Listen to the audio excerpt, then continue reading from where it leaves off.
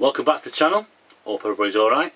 So today I'm at the storage yard on my own today. Jennifer's out, she's out with a few friends going to do a spot of lunch, don't you know. Alright for some. So I thought I'd come up to the storage yard and get some jobs out of the way that I really do need to do. And one job is, for those of you that know me, I am a bit of a gadget freak, which you all know, is I have got myself some tyre pressure monitoring system plug-ins or screw-ons, shall I say. I've not gone for the Tyre Pal. Alright, and this is not saying I'm doing any advertising. I'm not going for the Tyre Pal because I do think it's expensive, to be honest. However, buy cheap, you sometimes buy twice. So let's have a go. These were £28, right? Off Amazon. Come next day, so on the old Prime. I believe they're called ROHS. Okay, that's the name of them. And the reason I went for these was, well, there's the manual, there's the bag with all the little things in, alright?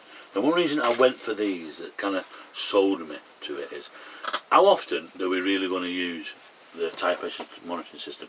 We're only actually going to use it when we're going to and from the caravan.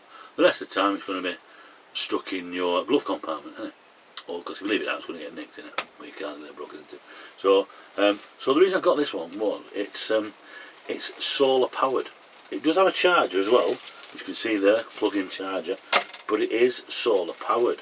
So I'm hopeful that it will last the whole time that we use it on our journeys to and from.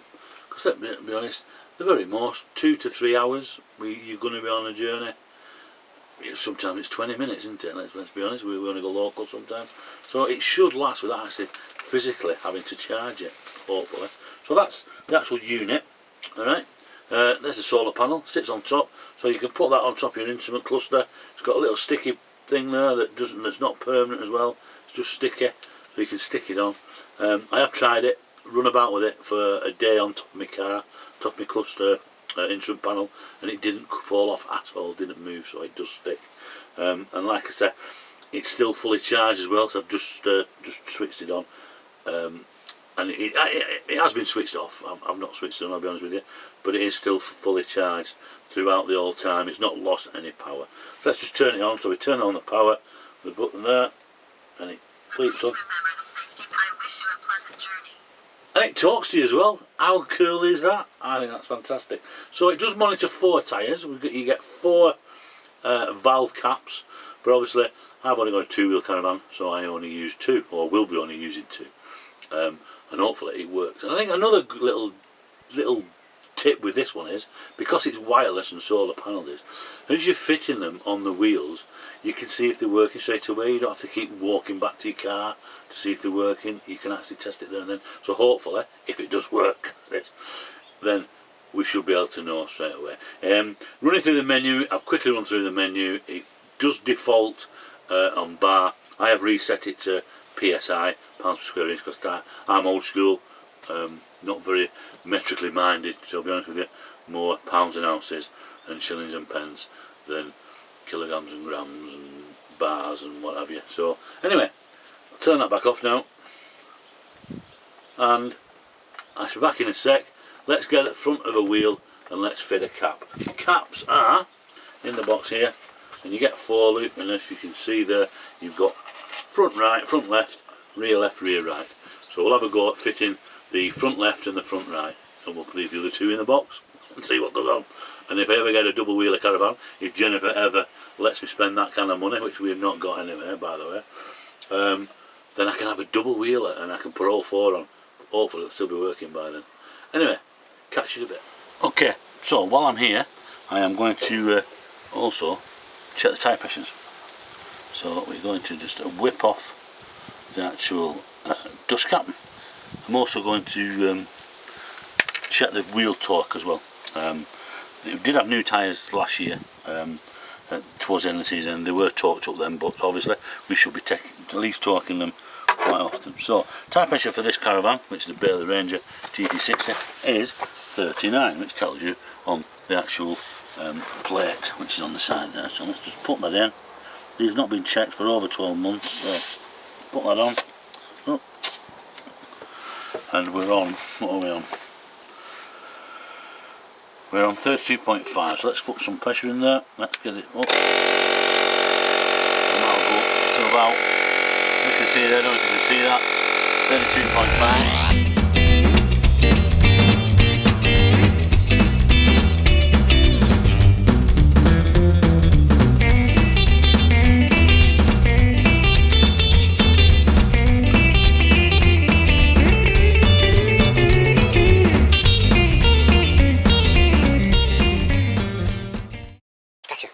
Okay, so we'll just take that off. Don't need to put the valve on because I'm going to put the new valves on. Alright, let's just get our torque wrench. So, with the torque, we need to torque it up at 118 Newton meters.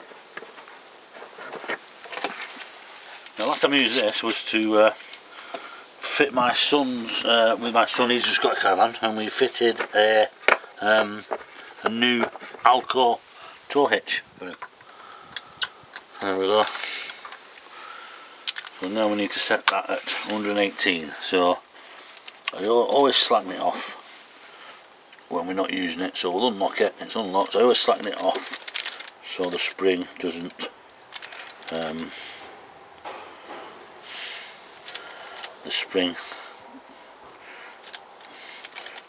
strain on it. So we're at 112 there, 112, 114, 16 and 118.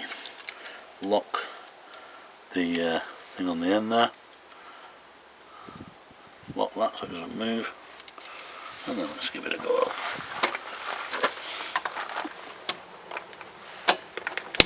That's alright.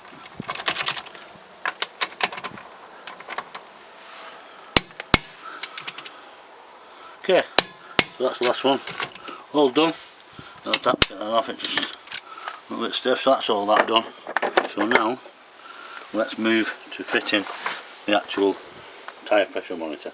Okay, so we're now ready to fit the actual tyre pressure monitor. So as you can see, we've got a little nut here that we'll just put on there, and this is the security nut, which is a locking nut. Just be extra careful when you're putting these on, or if you don't want to cross thread the actual valve. So put that all the way down to the bottom there, and then we put on our front left. Yeah, so it is the left, so we'll screw that on there, and we shall push that in there. A little bit of air come out of it then, just a little bit, and then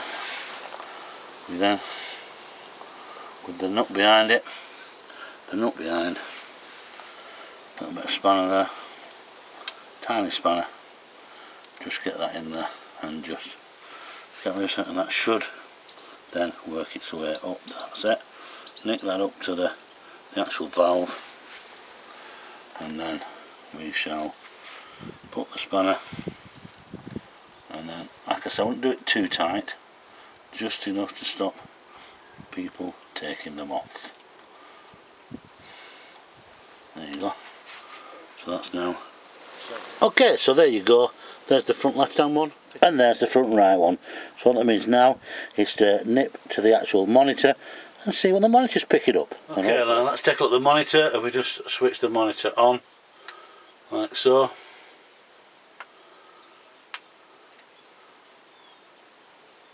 Please remember the safety. I wish you a pleasant journey. It wishes a pleasant journey, and I don't know if you can see actually on there. There we are. We've got 37 on the front left, and we've got 39 on the front right. £2. I'm happy with that. We'll run it for a while and see, and I might pop another couple of pound in that just to see how accurate the actual front left one is, because it might not be that accurate, but I know my my pump is accurate. Well, I'm hoping it is. So it also on there in the yellow there, which you can just see the is the tyre temperature. Now that's something that I'm going to have to look up and find out what the actual running temperature of a tyre should be, and set a minimum and obviously set a maximum, and then it should give out warnings when it drops below a certain pressure and when it reaches a certain temperature. So on to something else now. We're going to have a look at oiling up my steadies, my legs. They're getting a bit stiff, and I've got a great idea. Hopefully it works, so stay tuned. Right, so that's the tyre pressures.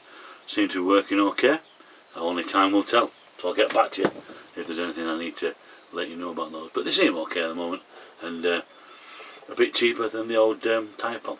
Right, okay, so the next job is I need to sort out my corner steadies.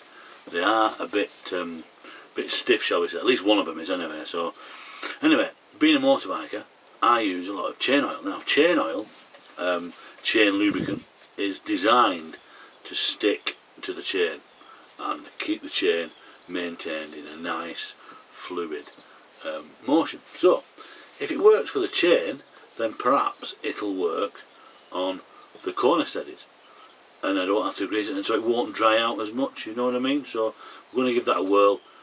Got my old trusty drill there, give them a bit of a whirl up and down, and I'll squirt some of this on and see how we go. I've also got another one here which is okay for round rubber as well, so it doesn't rot the rubber, so this is good stuff as well. And I've got the old, well, GT85, which is WD-40 in another life. Right, so we'll have a look and see how this works. Okay, so there you can see the corner steady. So I'm just going to whap some chain lube on it. Not be too accurate, because the more the better, I think, to be honest.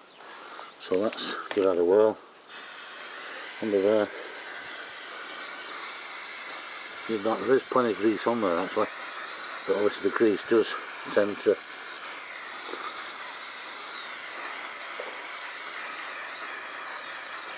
gel up, so we'll squirt in there, we'll squirt in that way.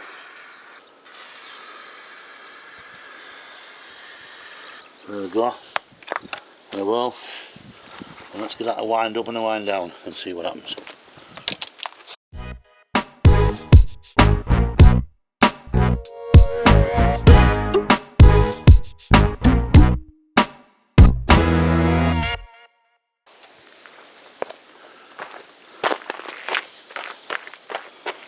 Okay, so already that does seem to be freeing up a little bit easier. Just to be on the safe side, I will give it a little bit more just to seal it again, and then we'll carry on and do the rest of them. Okay, that's me done. Thank you very much for watching. Hope you got something out of it. Hope you some little tip. I do think the old chain lube will be a great tip, hopefully, but only time will tell. Anyway, that's me done. So I'm off home now. I'm going to get myself a nice brew and have a relaxing afternoon. So whatever you're doing, enjoy the rest of your day. Don't forget, please, to subscribe. I think it's down there, I think, if I remember rightly, or it could be down there. Anyway, wherever it is, please subscribe. Give me a comment. Let me know what you thought of the tyre pressure monitoring system, and my little tip with the old chain lube from the motorbike. So catch you all soon.